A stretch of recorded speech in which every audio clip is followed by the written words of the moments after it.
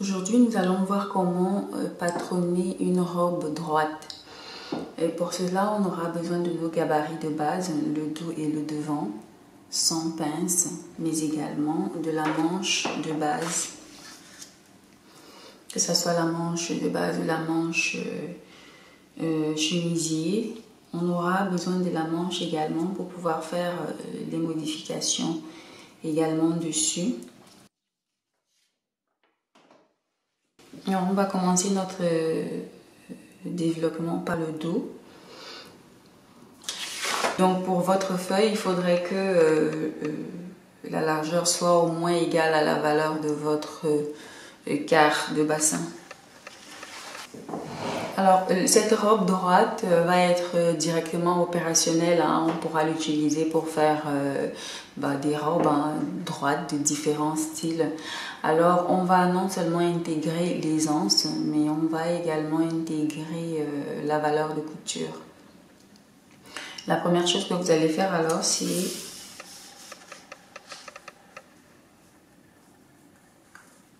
de retracer votre dos sur la nouvelle feuille. Alors au-dessus, vous pouvez, dépendamment de la valeur d'aisance que vous voulez, vous pouvez laisser environ 1 et 2 cm au-dessus avant de retracer tout autour. Alors après avoir retracé le corsage de la taille en allant vers le bas, on marque notre valeur de hauteur et on trace.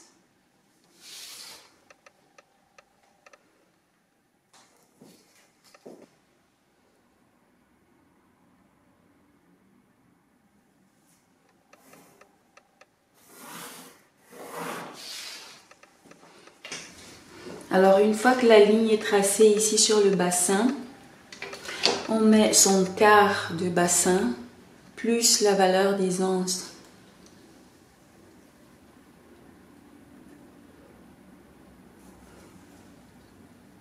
Alors chez moi ça fait 27,5. Et ces 27,5, je les reporte ici au niveau de la poitrine et je trace.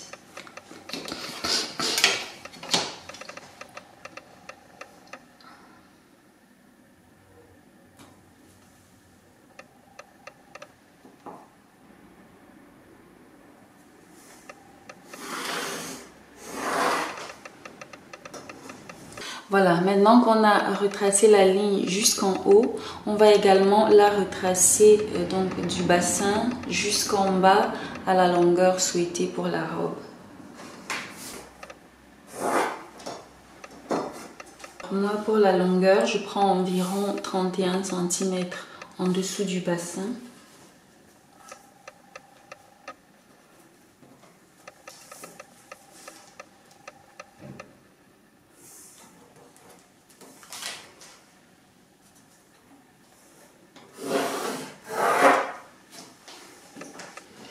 Voilà, maintenant ici, sur la manchure, donc au niveau de la poitrine ici, vous allez descendre cette ligne, donc notre nouvelle ligne de côté ici, vous allez la descendre de 2 cm.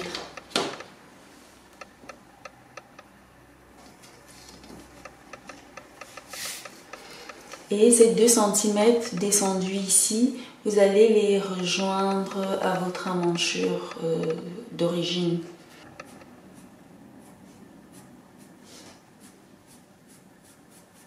On essaie juste de... On ne creuse pas trop.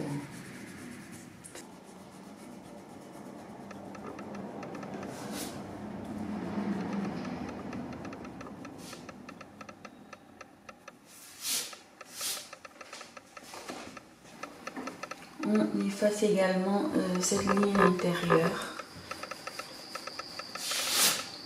Maintenant que les modifications sont finies,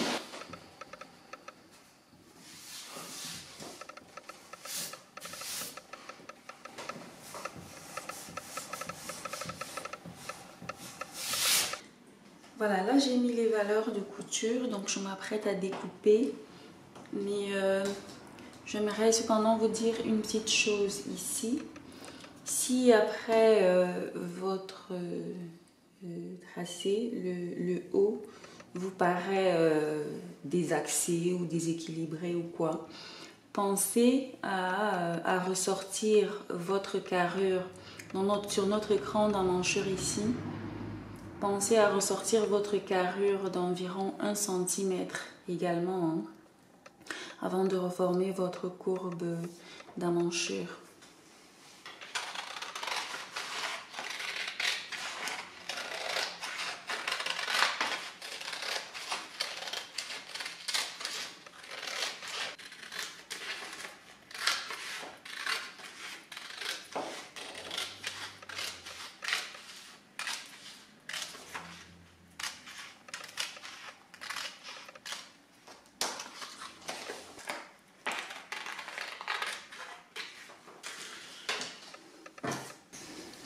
Voilà, le dos est fait. Maintenant pour le devant, on fait exactement la même chose.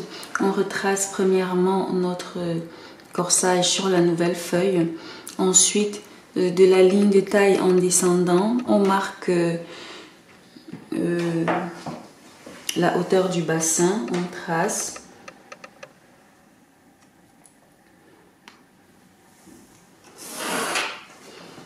Ensuite, de la hauteur du bassin vers le bas, on met la longueur de la robe et on trace.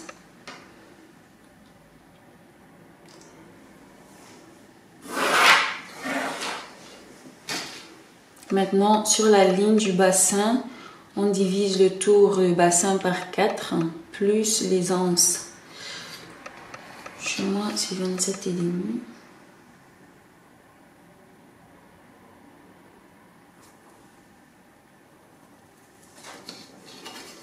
Et cette mesure, on la retrace en ligne droite de la poitrine jusqu'en bas.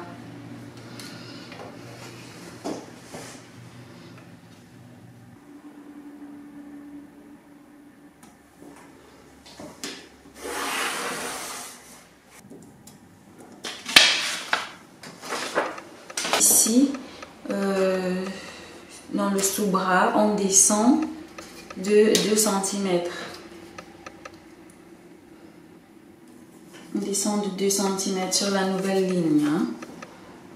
Et on retrace notre emmanchure.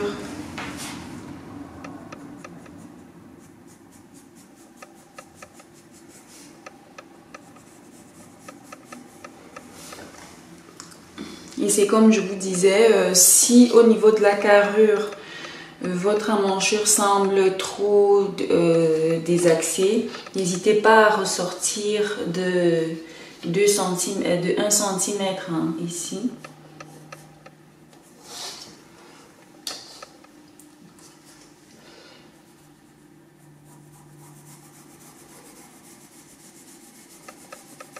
Voilà, n'hésitez pas à faire comme ceci.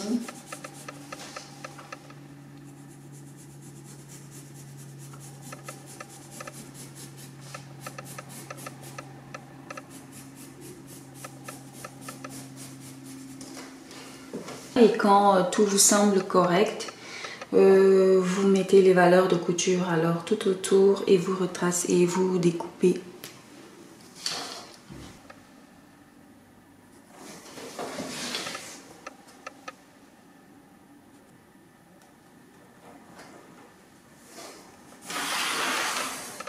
Alors, vous l'avez alors compris, on a grandi notre patron.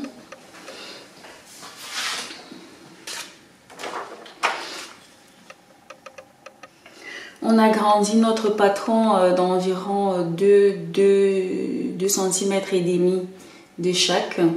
Donc c'est un petit peu comme si on avait pris 2 tailles de plus au niveau de la manchure. Pour atteindre mon niveau de hanche, j'ai simplement à rajouter 2 cm et demi sur la poitrine pour atteindre mon niveau de hanche. Mais si vous avez des hanches développées, alors ce que je dis là ne serait pas cohérent pour vous. Donc voilà, notre emmanchure a donc grandi ici. Ce qui serait mieux pour être vraiment juste dans ces mesures, bah, ça serait de venir vous refaire une nouvelle manche. De venir vous refaire une nouvelle manche de base avec les nouvelles mesures d'emmanchure comme on avait fait en utilisant la même technique qu'on avait utilisée pour tracer notre corsage et manche de base. Mais si vous n'avez pas le temps, surtout si vous n'êtes pas exigeant, si vous n'avez pas... ce que je vous conseille de faire, et c'est ce que moi je fais, c'est au lieu de revenir tracer une nouvelle manche, c'est simplement de venir modifier ma manche de base. Donc pour cela,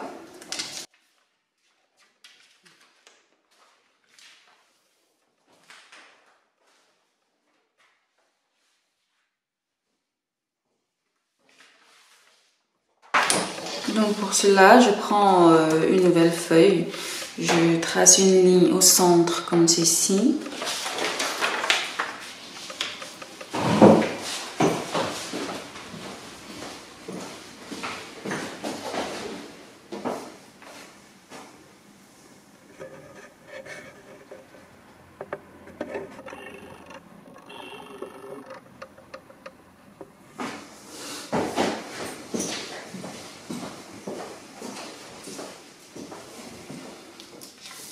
Voilà, sur la nouvelle feuille, je trace une ligne au centre comme ceci.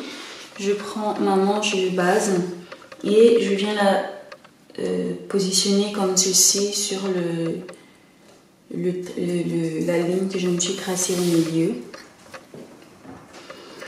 Ensuite, j'essaie de scotcher pour que ça ne bouge pas. Ou alors, vous pouvez simplement retracer comme on a fait avec le corsage. Voilà, je fais comme ceci juste pour tenir. Et ensuite, bah, je viens relier là.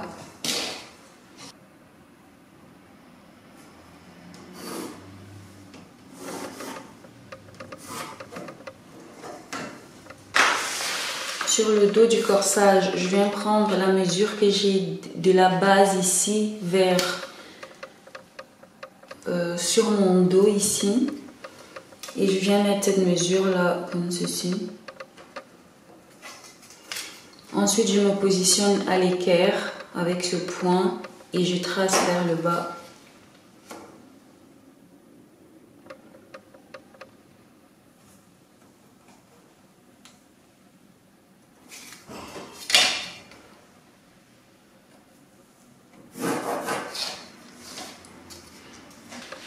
Pour le devant, je fais la même chose. Je viens prendre la mesure que j'ai ici. À partir de la base, j'ai 2 cm du côté du devant ici de la manche. Je mets mes 2 cm. Je me mets à l'équerre.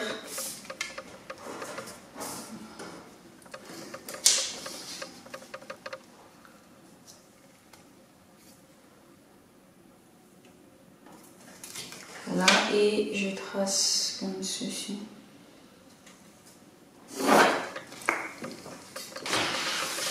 Ensuite, vous vous souvenez que quand on avait remonté cette ligne, on a descendu celle d'emmanchure de 2 cm. Pour ma manche ici, je viens également descendre de 2 de chaque côté.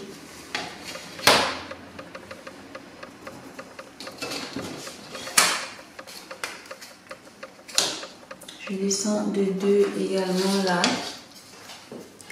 Ensuite, à ce niveau ici, on va dire environ là, je ressors de 1. Et puis à ce niveau ici, environ là, je ressors de 1. Mais ça, c'est vraiment le système D1. Mais comme je vous ai dit, le mieux, c'est que vous retraciez la manche. Mais voilà, c'est ce que moi je fais. Alors, je vous montre simplement ce que je fais. Et alors, je rejoins mes points comme ceci.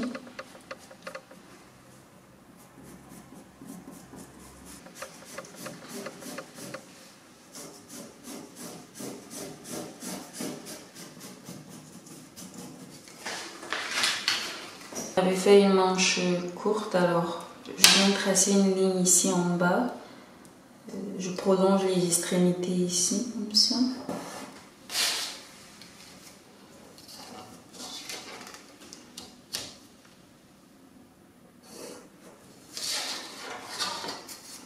Je ressors là de 1, je ressors là de 1. Et vous pouvez également sortir de 2, hein. Ça va vraiment dépendre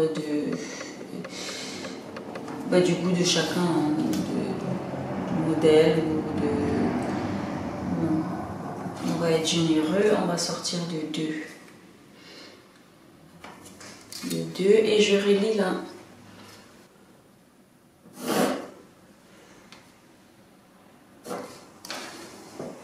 Je laisse comme ça vous voyez mieux les transformations qui se sont faites dessus. C'est comme ça alors que je fais. Et quand c'est fini, alors je découpe.